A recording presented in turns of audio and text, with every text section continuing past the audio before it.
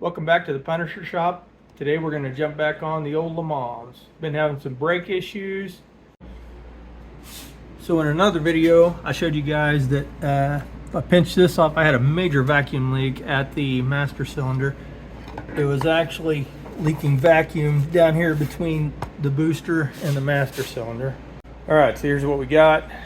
Radishcam 80, another fellow YouTuber, he sent me this power brake booster. It's pretty much brand new. I got a C3 Corvette four-wheel disc brake master cylinder. Pretty common swap for cars you throw a four-wheel disc brake setup on. Then you can't forget to change your proportioning valve. If it says PV4 on it, it's for four-wheel disc brakes. If it's got PV2 on it, it is for disc in front, drum in rear, or drum. I think that's how that goes. Anyway, let's get started. We got to get this old master cylinder and brake booster off here. Let's do this. All right, so one thing we got to do is, let's see if I can focus in on it. On the brake master cylinder, they normally have a pin through here, right here, but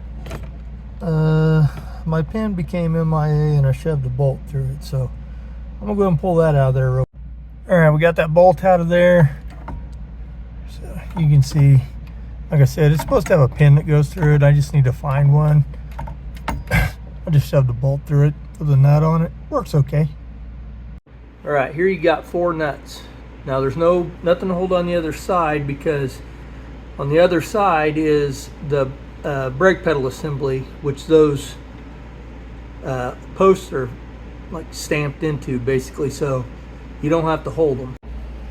I did forget to mention that you probably should unhook your battery, or if you're working on your car for a while, you're going to have a dead battery, because with the brake pedal out of there, well, your brake lights are going to stay on.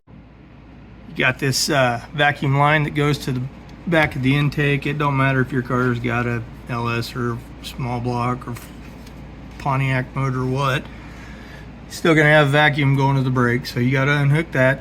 Pretty simple, just pull on it. One thing I got to do, well, you don't have to do, but I'm gonna do, is drain the master cylinder so I don't make a mess. Here's one of the big differences on these two master cylinders. Here's the new one. See how it's got 2 reservoirs, but the front one's still going to be bigger because your front brakes do more stopping than the rear. But see how those reservoirs are bigger? You go on the disc drum setup. See, it's got a small little master cylinder in the back because the drum brakes doesn't require as much brake fluid apparently. Oh yeah, one thing I forgot to mention, don't get brake fluid on your paint. It will mess it up, I promise you. Especially if you have clear coat.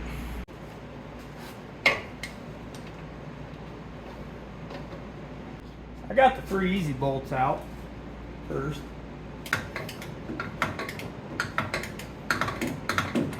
Like one click at a time.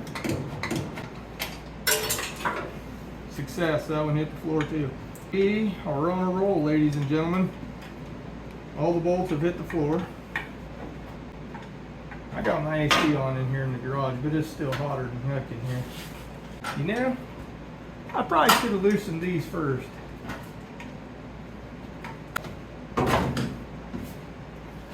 Alright, let's see if this thing will just slide out of there like I hope it will.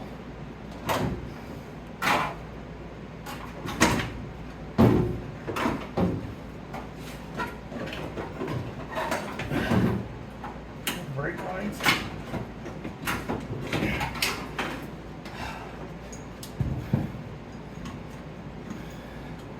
Success. All right, this is what I'm talking about.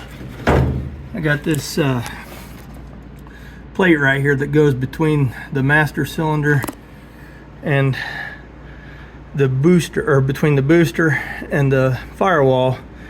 That's what holds my clutch master. So yeah, we had to have that. We have to have that in there, or we don't have no clutch. So it's a small price to pay for fun stuff.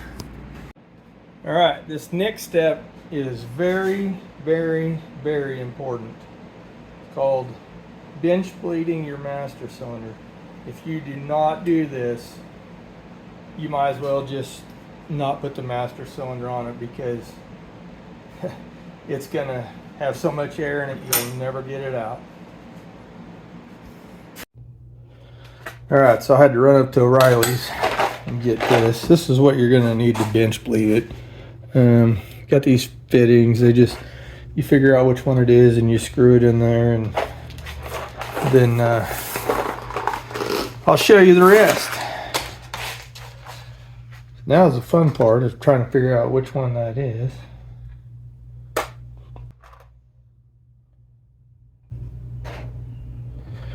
We have a winner. Alright, and you got your hoses. So what you do is you push your hose on here. You got these handy little clip things. Usually it'll go in the center of that, but seeing as how it's too thick, that ain't gonna work. So I'll try to put it on this bell here and see if that works.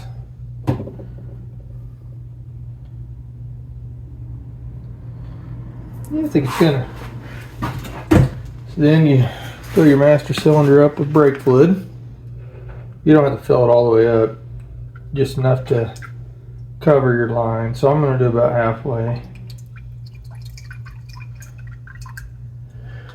Alright, so now you're going to need something pretty sturdy. You're going to want to mount this thing in a vise, because you're going to have to push pretty hard.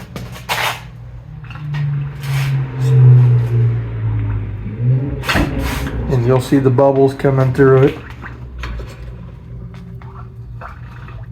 It's all bench bled.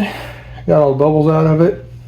Now we bolt it to the booster, put it in the car. Look at that. We got it shoved back in there. Got the lines hooked up. I got one knot loosely holding it on. It's hot out here. I'm done for the night. All right, we got the master cylinder and booster replaced. Man, don't that look pretty? Man. Now we got to change the proportioning valve, which is right down there. You can barely see it. Right next to my header, which may or may not have caused a problem. So we're going to reroute some stuff. So I got to order some more parts. So we're done with this project for the moment. Man, that sucked changing that. Glad it's over. But should be better now.